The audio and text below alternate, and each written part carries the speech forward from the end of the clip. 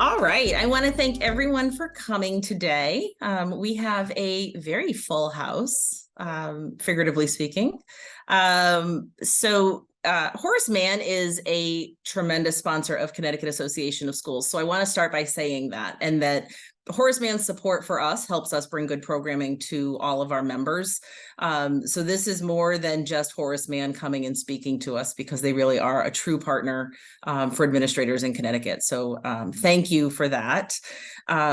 Jeff Larrow is with Horace Mann. He's a Horace Mann agent. He primarily works on the eastern side of Connecticut. He's been with Horace Mann for about 15 years and has been doing this webinar or these webinars for just about as long. So with that, Jeff, I turn this over to you, but I forgot to tell our participants, if you do have a question along the way, please use our Q&A feature at the bottom, and I will stop Jeff along the way to ask the questions as they apply, but that you can always reach out to your local Horace Mann representative if you have further questions. All right. So thank you very much. Jeff, all right. It's yours. Thank you, Tiffany. A pleasure to be here today. My name is Jeff Larrow, and I work with Horace Mann. And Horace Mann, they're a multi-line insurance company, so they primarily dealing with educators. So we do things like auto and home and life insurance, and in addition to retirement planning. And some of the great give back programs that we do are on workshops like this. I know I do monthly workshops on not only on the Connecticut Teachers Retirement System, which we'll be going over today, but also on the student loan forgiveness programs available to educators and financial success as well. So feel free to shoot me an email or reach out to me if you'd like any more information about any additional workshops that we provide. And today, of course, we're going over the Connecticut Teachers Retirement System. Just a quick disclosure, Horace Mann is solely responsible for this information. So neither I nor Horace Mann is affiliated with the Connecticut Teachers Retirement System. And this isn't intended to be financial, tax, or legal advice. So you should definitely talk to a tax advisor regarding your specific situation. Okay, so we're going to be cover a lot of things today. Unfortunately, we don't have time to go into everything into great detail, but we're going to be going over things like your membership, how to become vested, early retirement versus normal retirement. We're going to go over the cost of living adjustment, and also talk about the Social Security laws that affect educators that's worked outside the system, and much more. So, as Tiffany said, if you have any questions or want any more information, you can put in the chat. And if we don't have time to go over into great detail here today, reach out, and we're either myself or another more local Horace Mann agent would be happy to meet with you individually and go over your situation. So we'll start with your contributions. So everyone probably knows this by now, but you have everybody contributes to the Connecticut Teachers Retirement System. It's mandatory. It gets deducted each pay period. You'll see the Teacher Retirement Board, the Connecticut Teachers Retirement is at 7%. And then there's also a 1.25% that comes out in addition to that, which goes to a fund, a health insurance fund for retired teachers. So I'll talk more about that on the next slide. But a total of 8.25% comes out. There's also a voluntary account, which you can put after-tax money, an additional 1% there to get a higher benefit. Not as common, but again, it's voluntary. The 8.25% is what comes out on a mandatory basis. So that extra 1.25% is kind of nice for those that have retired before Medicare, kicks in typically.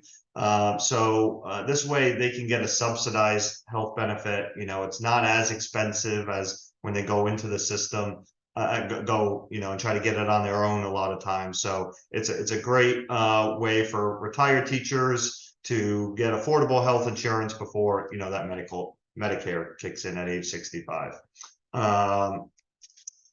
All right, and now for vesting, a vested member, really it's just someone who has accrued enough years of service to get some sort of benefit at retirement. So in Connecticut, you're vested after 10 years. So if you haven't been working for 10 years, let's say you've only worked for 8 years and then you leave teaching, then you can withdraw your contributions. You still have everything that you put in, but you wouldn't get a retirement benefit when you go retire, starting at age 60. Now you'll, let's say you stop teaching, after, we'll go with the 8-year example. Let's say you stop teaching after 8 years. Well, you remain a vested member, until you retire, or pass away, so if you leave teaching and then you come back, you can just pick up right where you left off. Now, if you leave teaching and you take out your contributions, then you lose your membership. If you go back to teaching, you have to kind of start from scratch, start all over again. So it's important to know, if you do leave, make sure you leave those contributions in there unless you're 100% sure you're not going to be coming back. Now, we'll be talking about it in a little bit, but you do have the ability, if you do take out those contributions, to pay it back with interest. So you can earn back those years of service. And we'll talk about refunded years of service. But, just know that there is an option. You'll have to pay it back a little more, like I said, with interest, but you can still, you won't lose out on those years completely. All right, so the Connecticut Teachers Retirement System is a defined benefit plan. So what is a defined benefit plan? That is a plan where your retirement, what you get at retirement, has nothing to do with your account balance or what you put in. It only has to do with a formula. So that formula is how it will determine how much you get. You get a monthly income for the rest of your life, at retirement. So in the CTRB, there's 3 factors that are in this formula. You have the final average salary. You multiply that by your credited years of service, pretty much how long you've been teaching, and multiply that by the percentage factor, which normal retirement is 2%. And we're going to go over each one of these factors here. So the first factor, final average salary, this is basically the 3 highest paid years in Connecticut. It doesn't have to be consecutive. It doesn't have to be your last 3 years. They take your 3 highest paid years that you've been making contributions to the CTRS, the Connecticut Teachers Retirement System, and you get the average. So most of the time, your 3 highest paid years are your last 3 years. But let's say you're a teacher, then you go into administration for a few years. And then you say, you know what, I want to finish my career in teaching, go back to what you love doing maybe. And if you do that, you're not going to be penalized on your pension. They'll take those 3 highest paid years, chances are, when you were the administrator. So as long as you have those 3, they'll use the average of your 3 highest. So you take that, then you multiply that by how your credited years of service. Basically the length of time you have been working, for the school and making contributions to the Connecticut Teachers Retirement Board. Now, it is a lot. This is very common, and so it's important that if you qualify for one of these buybacks, that you do it, because you can buy back additional years of service for many different types. So, probably the most common example is, let's say you worked in Massachusetts or Rhode Island for a few years before you then went to Connecticut. Well, you can buy back those years and get more years in Connecticut by buying that out-of-state service. you can either even buy back years for if you're in the Peace Corps, military service, or let's say you have a leave of absence. A very common example is, let's say you're an educator who took couple years off to care for maybe a new child, took some maternity or paternity leave. You come back, well, you don't have to lose out on those 2 years. You can buy back those years that you left, put in what you would have put in, if you were working. That way you're not penalized for those years of service. So you can buy back up to 10 years of additional service, and that will add on to your overall amount. So let's say you work 20 years in Connecticut and you work 5 years in Rhode Island. You can then buy back those 5 years in Rhode Island. So instead of only having 20 years, you can now have 25 years. You can buy back more than 10 years out of state, but it's important to know it's going to be at the full actuarial cost. Pretty much that just means it's going to cost a lot more. So if you're planning on buying back more than 10 years, maybe talk to an advisor or someone very familiar with the system, because it may not be in your best interest. And it's important to know you can use your retirement funds to buy back this time and use pre-tax dollars. That's the best way to do it. So if you have a 403b, an old 401k, an IRA, you can use that money to buy back this time. I work with teachers all the time, my clients all the time, to buy back those years. And so if you have any questions about that, reach out to me, or I'll put you in touch, of course, with a local Horace Mann agent that can help out and help you with this.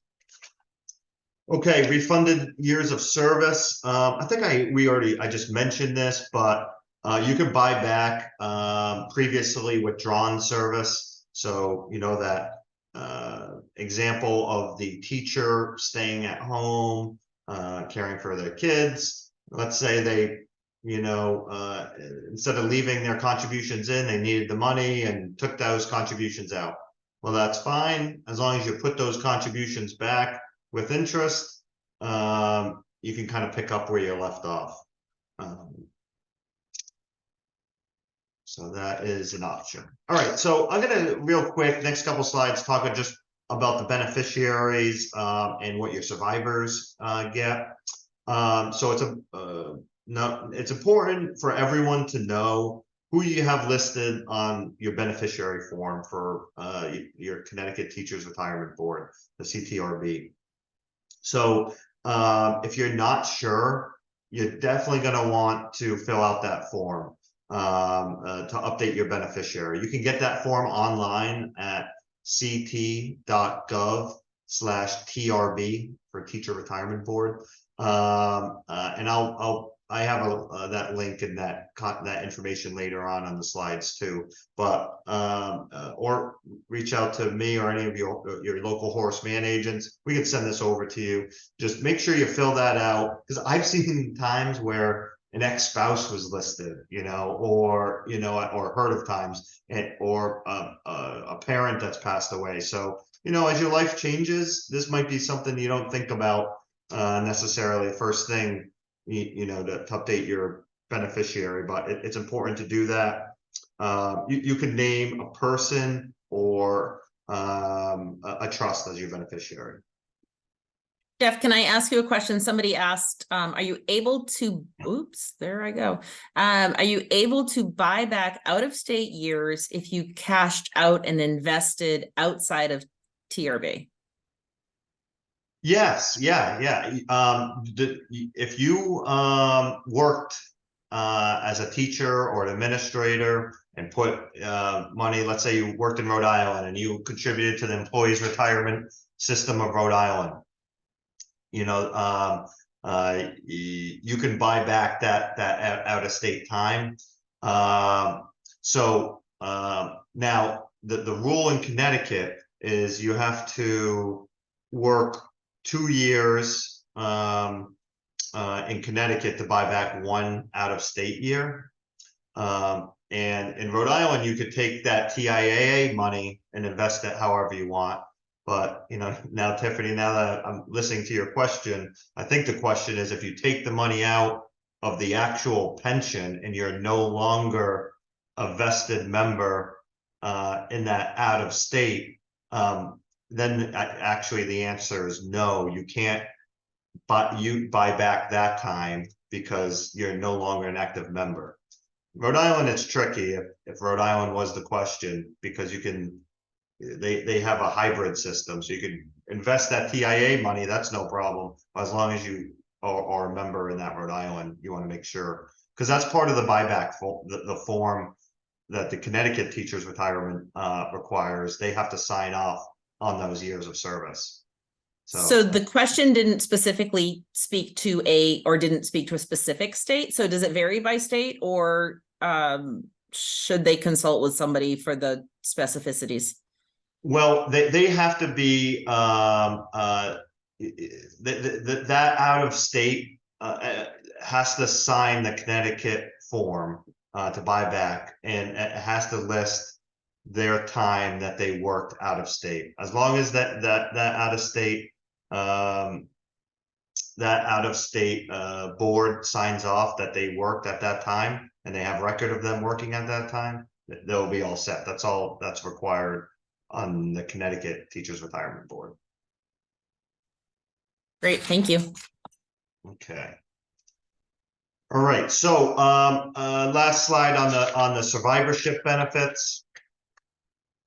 So the state of Connecticut actually requires, this is if you pass away before retirement. You know, you have all the money that you put in, you have your account balance. This is really one of the only times the account balance really matters, because it's what goes to your beneficiary, you know, or what they call statutory survivors. Statutory survivors are just, you know, your kids 18 or under, or your spouse. So, or dependent, if you have a disabled child, you know, that would count as well. So what this says is before a lump sum is paid out to your beneficiary, they're required to send $300 a month, you know, to each of your children that are under 18, and between $300 and $600 a month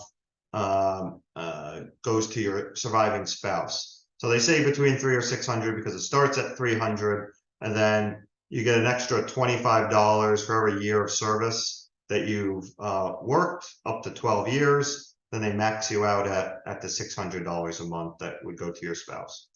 The maximum family benefits $1,500, and it actually comes with a kind of a little life insurance policy of $2,000 of burial expense. So, you know, my big takeaway of this is, you know, let your loved ones know, hey, you know, God forbid if something happens to me, contact the Connecticut Teachers Retirement Board, because, you know, they might be entitled to some benefits there. Jeff, I have another question about buying time. Yep. Can you buy time to retire early if you taught all of your time in Connecticut and never left? Say you work 28 full years and want to buy 2 to make it 30. So if I'm reading it correct, it's buying time but not having served time. No, you need to have some sort of time to buy. So you can't just buy 2 years because you want the extra benefit.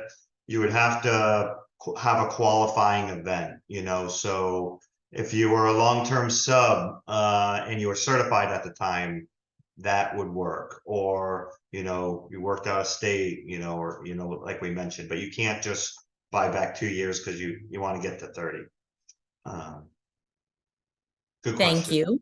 And then another question about buying time. Can you buy time for teaching in a Catholic school in Connecticut? No, a lot of the private schools you can't. You can't buy back for private schools. Now, some of the it is worth looking into. Let me go back. I wrote some notes on that.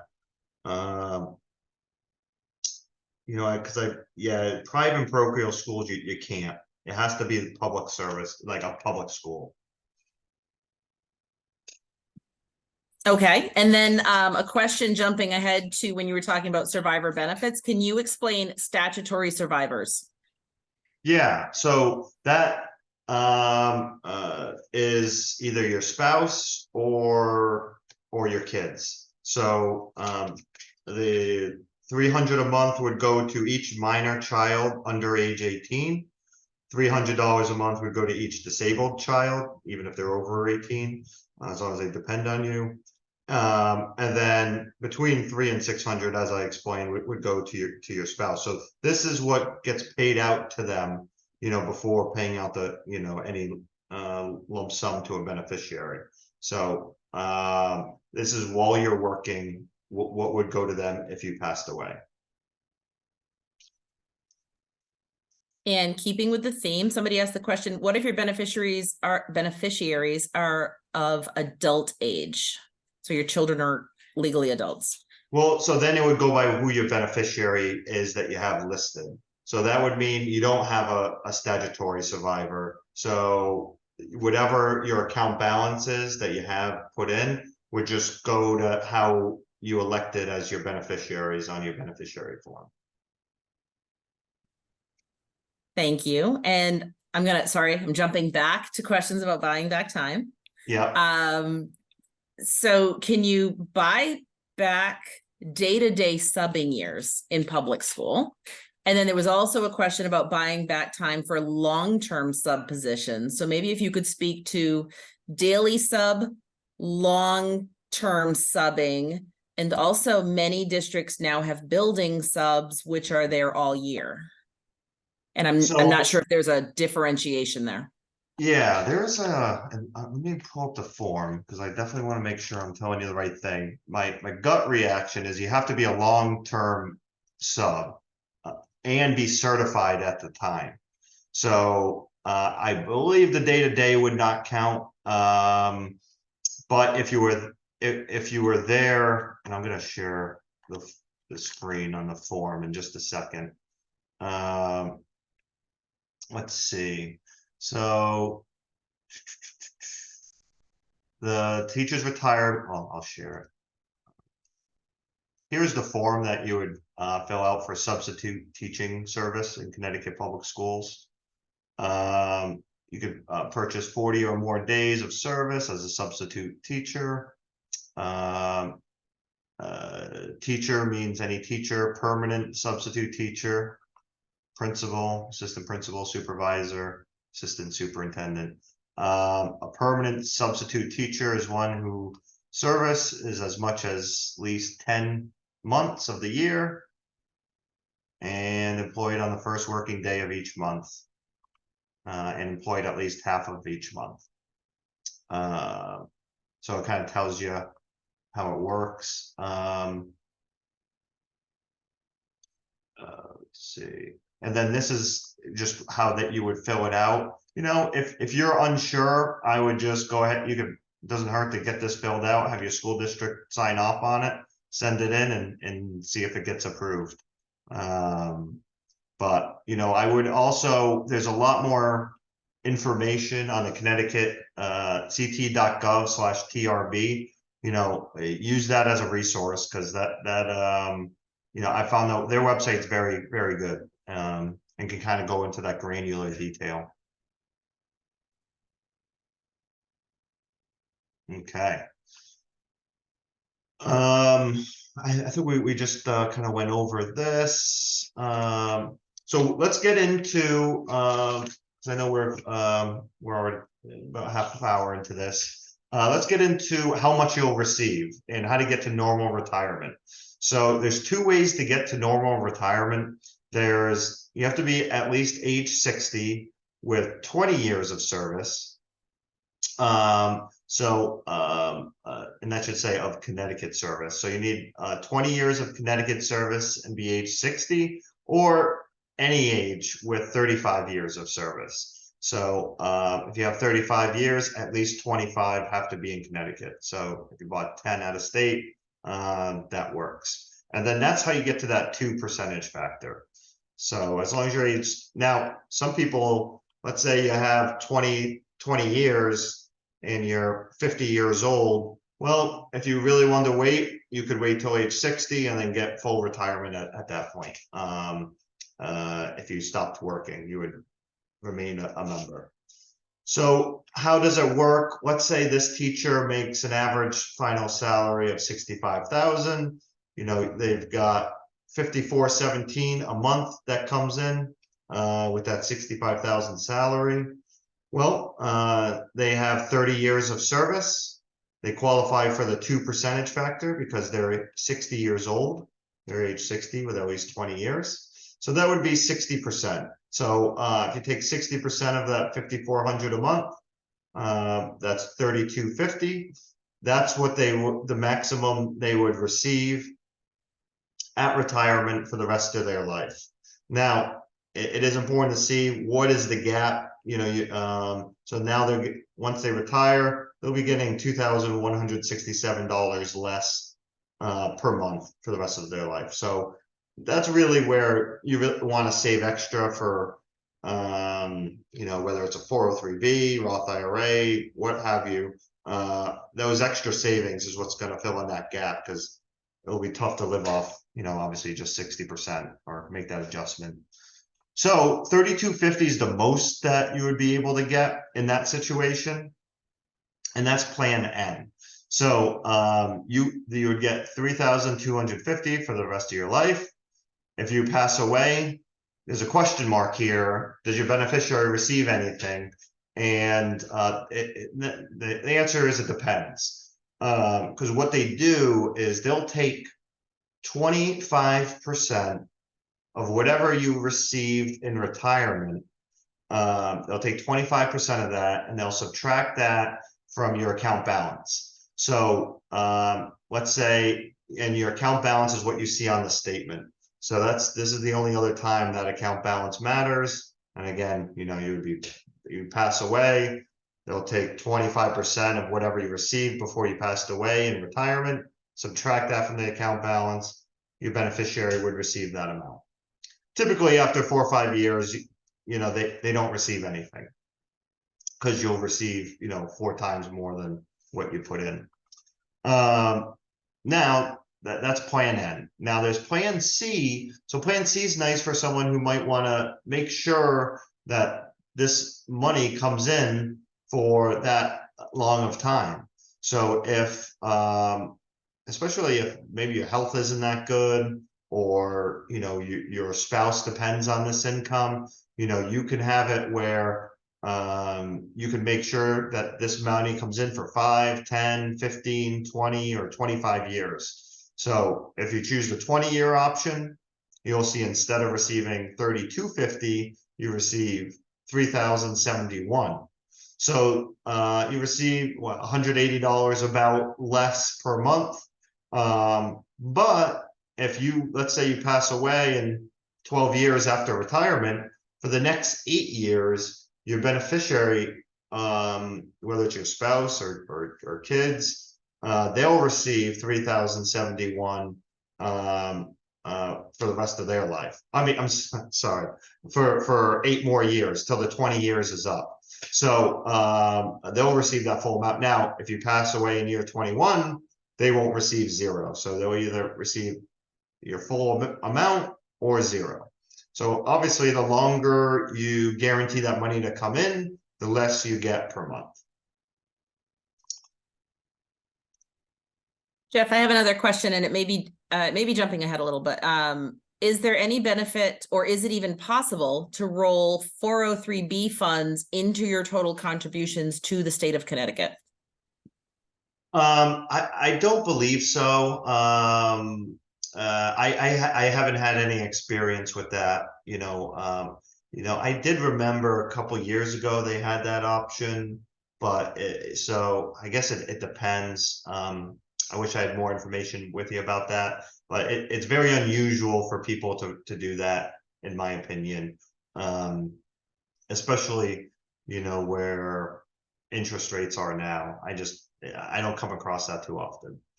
So, all right. And so the plan D is another option you can use to provide for your beneficiary. Now, in this example, the beneficiary is around the same age as the member, because it will matter how old your beneficiary is with how much you receive.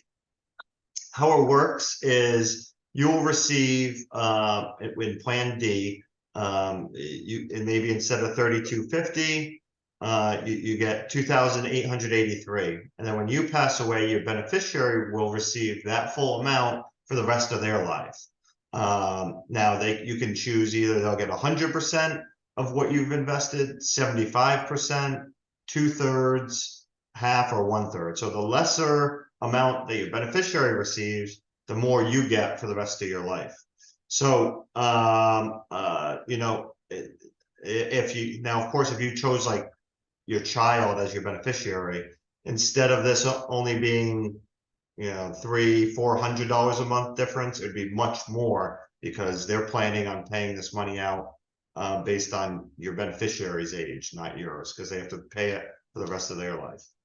Now it's important to know that they will give you a one-time a bump up. So let's say, you know, hey, you really want to provide for your spouse, so you chose the 100% option. You're now getting, I don't know, $375 less a month, let's say, and then your beneficiary all of a sudden passes away. Well, you're not locked into that 2,883 for the rest of your life. You can have a one-time bump up to the 3,250. They'll give you that option. So whether it's Plan D or Plan C that we just talked about, you do have that ability. All right. So unless there's any questions about Plan N, C, or D, this is another factor where, you know, talking to a financial advisor that specializes in this is a great idea, because sometimes it might be cheaper for you to buy life insurance and cost less and pay out more. So, you know, there could be some other options out there if you're healthy. If you're not as healthy, you know, these options could be great to pay for, you know, provide benefits to your loved ones there. All right, so that's normal retirement. Now, let's say, you know, like Jeff, I can't, you know, make it that long. What can I get if I don't make it to 35 years or to age 60? Well, you can qualify for early retirement. Early retirement is age 55, and you have to have at least 20 years of service, 15 of which have to be in Connecticut, or at any age with 25 years. As soon as you get 25 years, 20 of which have to be in Connecticut, you can start collecting, but it's important to know it'll be at a reduced amount. So, you know, you won't get that full 2% factor. It might be 1%, 1.5%, somewhere between 1 and 2, depending on how many years you have. We can get into that. So this example, someone who makes $40,000 a year. I know these salaries are a little low for Connecticut, but for the example, you get $3,333 a month. They work 20 years, so 20, and then you multiply that by the percentage factor. So in this case, it's about 1.4%. So instead of 2, you get a little lower. Well, that will give you a benefit of $933 a month. So that gap is a much more substantial, of course, because you're getting early retirement. So that would be $2,400 a month would be that gap. So if you have some substantial savings already saved up, this could be a good option, or, you know, changing careers there. Now, the third option, you know, before I go into that, I do want to share a page that I like. So for those of you who are thinking of early retirement, there's this form from the Connecticut Teachers Retirement Board, which is a benefit estimator. So this is the form here. And if anyone wants this form, feel free to shoot me an email. I can send it right over to you. All my contact information will be on the last slide. So you can see, all right, what percentage will I get if I'm this age with this many years of service? So if you're 57 years old and you've got a total of 22 years in, you'd get 36.08%. Or if you're 60 years old on the bottom, you go there, or 60 years old or older, but let's say you have less than 20 years of service. This is how much you receive in the given year. So in 14 years, you'd have 19.6%. You know, it goes up about 3% about every year until you reach the normal retirement, which is 20 years at 40%. So this is kind of a nice little cheat sheet I use with people that are looking at early retirement. Jeff, if you send me that form, we can send it out with the recording to everybody who was registered. Oh, good idea. Yep, I'll do that. Thanks. Okay. All right. So that's early retirement. So you can collect with normal retirement, early retirement, or hopefully, you know, no one on the call here has to go this way, but it's important to know it's an option, and that's the disability retirement. So if you become disabled and you can't perform your job, then you can start collecting earlier. So the minimum amount's 15%, the maximum is 50%. And it depends, and you get the full percentage, the 2% factor, just like you're in normal retirement. So if you've worked 10 years, you would get 20% of your income. If you've worked 15 years, you'd get 30% of your income. You can just multiply it by 2. So you don't have to get that reduced amount. Now they do max it at only 50%. So once you get to over 25 years, a lot of times you can then qualify for early retirement and get over 50%. But that's the rule for the disability there. If you do contribute to that voluntary account, then that 1%, you can either get a lump sum or get an additional monthly annuity. So I think that's that voluntary account, which I could look into it more, but this might be something you could roll other retirement funds into. But you're going to just want to check to make sure that makes sense financially, of course. All right, so it is important to know that there is a cost of living adjustment. So I know, especially with inflation where it is today, the COLA that they call it, the cost of living adjustment, is very important. But it is important to know that it's not going to keep up with inflation. COLAs are made either on January or July of each year. If you retire at the end of the school year, chances are you'll be eligible for your first COLA in July, because you have to be retired for at least 9 months before you get your first COLA. Now, how much you get, it's based on a couple of factors. One is the Social Security cost of living adjustment. So, I know in the news they just made a pretty big cost of living, so that is a factor. But it's also based on the investment earnings of the retirement fund. So if the retirement fund doesn't do at least 8.5%, no matter what the Social Security does, you're capped at 1.5%. So not only does the Social Security cost of living go up, but also the retirement fund has to do pretty well as well, or else you're capped at that 1.5%.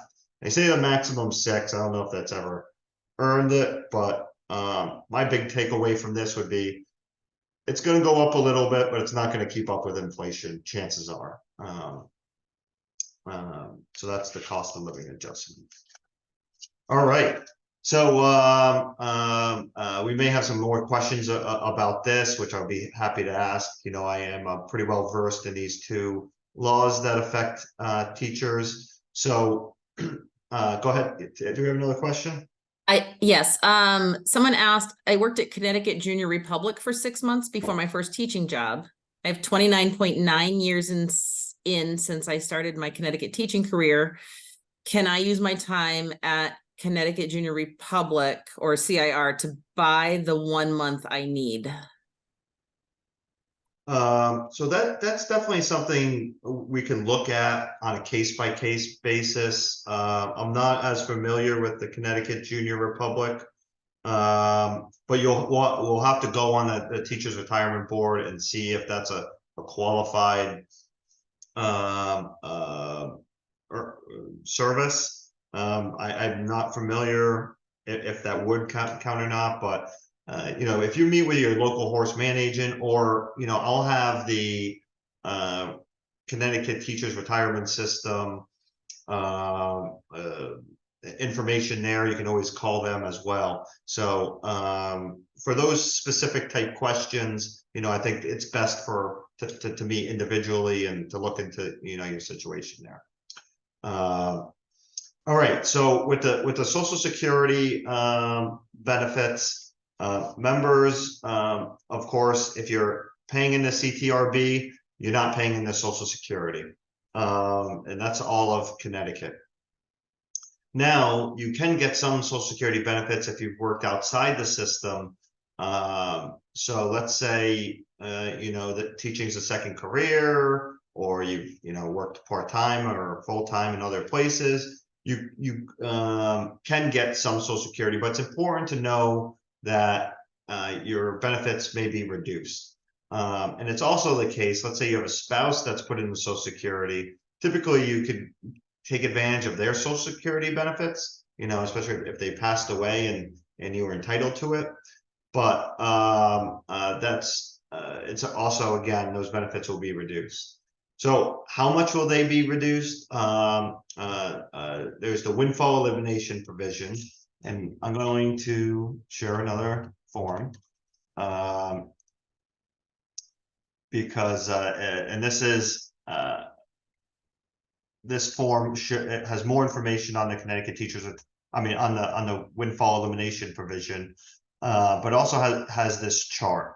So how much it gets reduced is based on your years of substantial earnings. So if you have 20 years or less paying into Social Security, then you're only going to get 40% of what you're entitled to. So if you go on ssa.gov, you can create an account and it'll tell you, hey, you're expected to receive $1,000 a month. Well, they're not taking into account that you're also going to be getting a state pension. So, and they're not taking into account this windfall elimination provision, the WEP. So if you have 20 years or less, you'll get 40% of what you're entitled to. And they give you an extra 5% for each additional year. So if you have 25 years of substantial earnings, you'll get 65% of what you're entitled to. What is a substantial earning? That's where this chart comes into play. In 2003, it was 16,125. So as long as you made more than that, that would count as a substantial earning.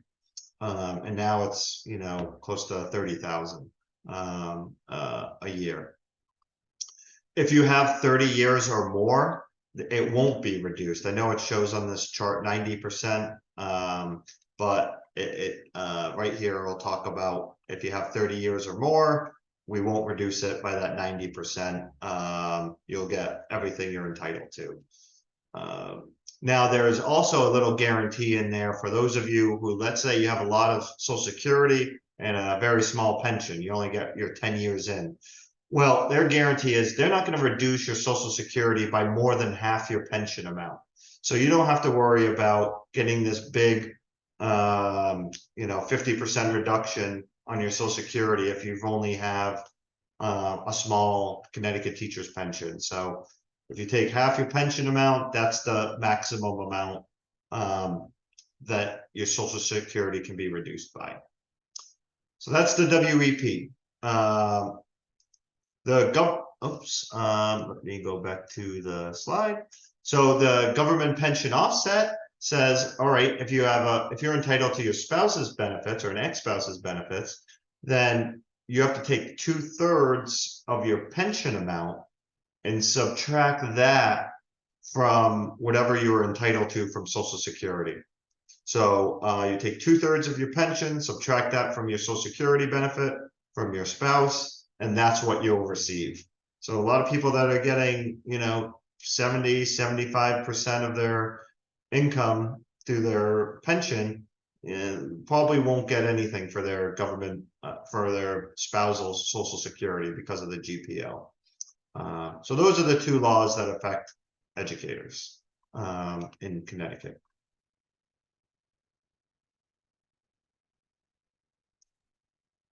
All right. Do we have any questions about that before I move on? We do not. Okay, great. So the next few slides, I'm going to go through them pretty quickly here, but feel free to stop me if you have any questions. It's just a little bit about the retirement planning process and, how much you actually need. We talked about how much you're getting with the pension, but it's important to know, okay, is that going to be enough for me at retirement? The rule of thumb is you want to have 80% of your pre-retirement income at retirement. So take 80% of whatever your salary is. That's what you should be getting every year. And that's the first year of retirement. You also want to take into account inflation, especially now. I mean, since the cost of living adjustment is not going to keep up with inflation, that's where your extra savings will come into place to get you up to that 80% this year, and then keep you at that same standard of living, going forward. This just shows right now you're getting 100% of your income. Once you retire, you might only be getting 70%. And that gap is what you want to, that shortfall is what you want to make up. People are living longer. So, women live longer than men. So, which means you probably need a little more saved up for retirement. What we kind of talk about in the financial success for women workshop that we do is, you need more at retirement. You look at a nursing home, and I think 80% of them are women. They typically live longer, which means you need to save more, but that's not always the case when you look at the stats there. So, be prepared that if you're going to have 20, 25, 30 years at retirement, that you're ready for that and you got a plan. This slide, I'd be curious to see an updated one 5 years later after 2018 now, because we all know what inflation happened the last 5 years. But even in the 30 years before that, $1,000 in 1988 only gets you $479 in 2018. So, what's good to live off of in 1988, 30 years after that, you're going to need twice as much to maintain that same standard of living there. This I found pretty interesting. Kind of just shows the power of saving early. So whether it's a 403B or any sort of retirement, this shows Sherry.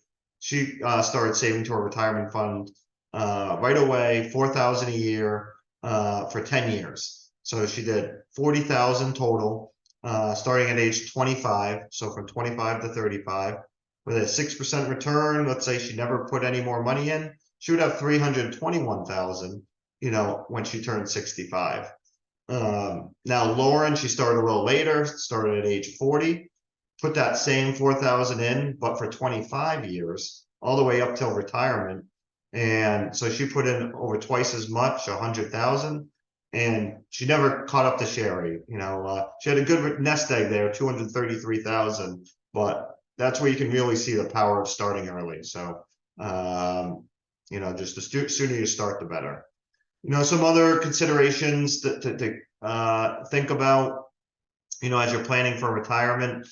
Everyone should have a will, especially if you have kids. Talk to an attorney. I know I got this with my wife pretty recently, and not only a will, but a financial power of attorney and healthcare proxy. If you can't make these financial decisions for yourself because you're incapacitated, or who's going to make your medical decisions, it makes things so much easier to have everything spelled out, and do it now while before it's too late. Obviously you don't think about these things until unfortunately, sometimes it's too late to get these into place. So if you have loved ones at home, I urge you to do that. Lastly, there's a lot of things involved in creating a retirement plan. So whether you're with Horace Mann or a different company, make sure that your financial advisor or whoever's helping you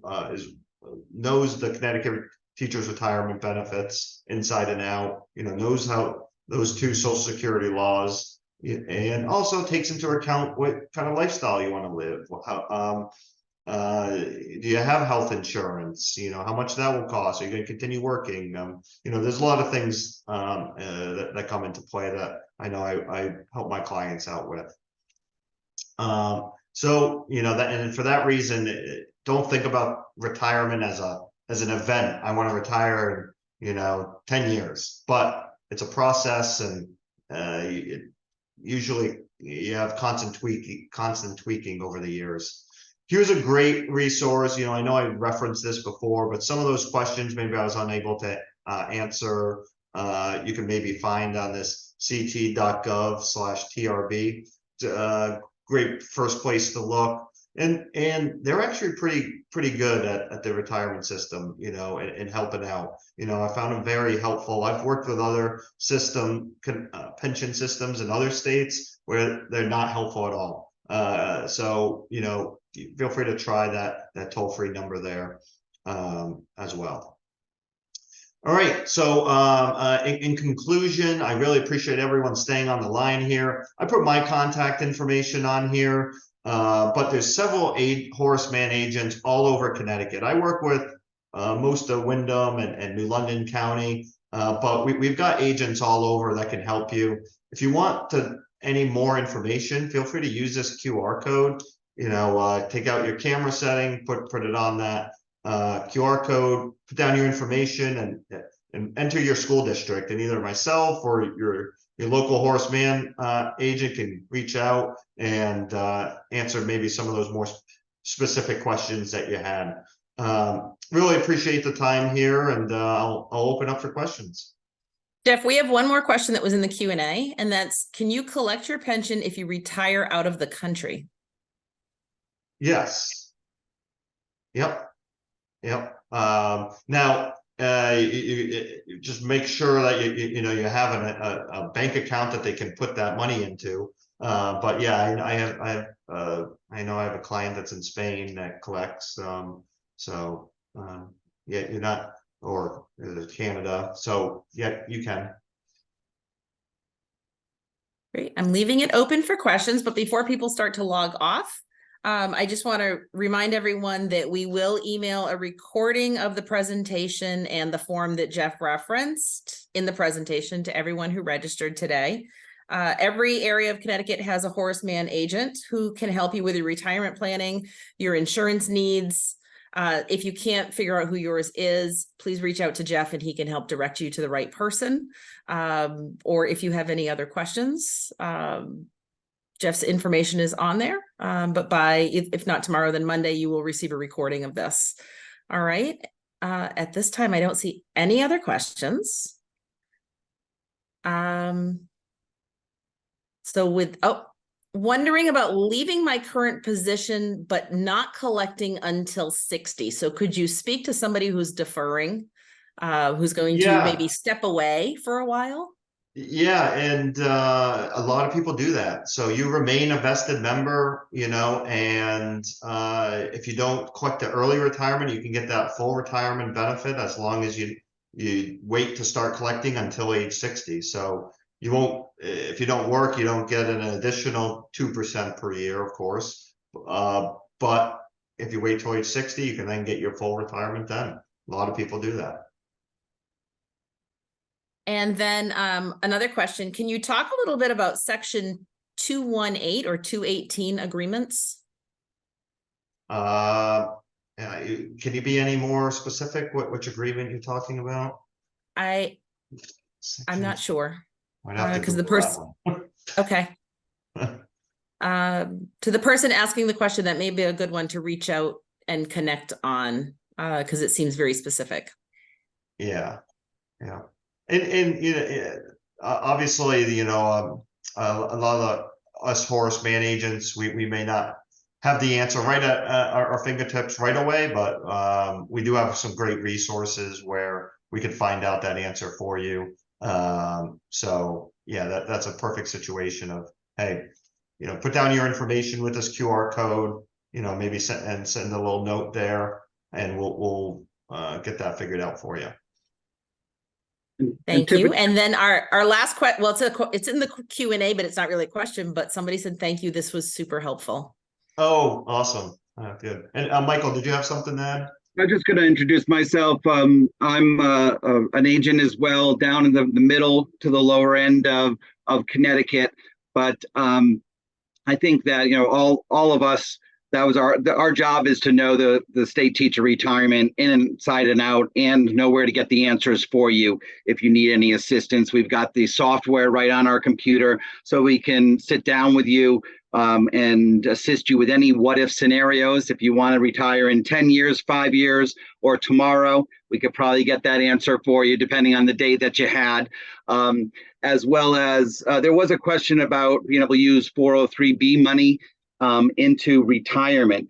And the only one way to do that is there is an extra annuity. And that's something that does give you the opportunity to transfer some of that 403B and to bump up your or to add to your payment. So if you were a little short, there are ways to do that, but that would be for an extra annuity, and we can certainly tell you more about that. But it is an opportunity to bump up and get an additional monthly amount to your benefit. Other ways to use that 403B money as well, but that is just one way to get it into that plan. Thank you. Thanks, Michael. Yeah, that was helpful.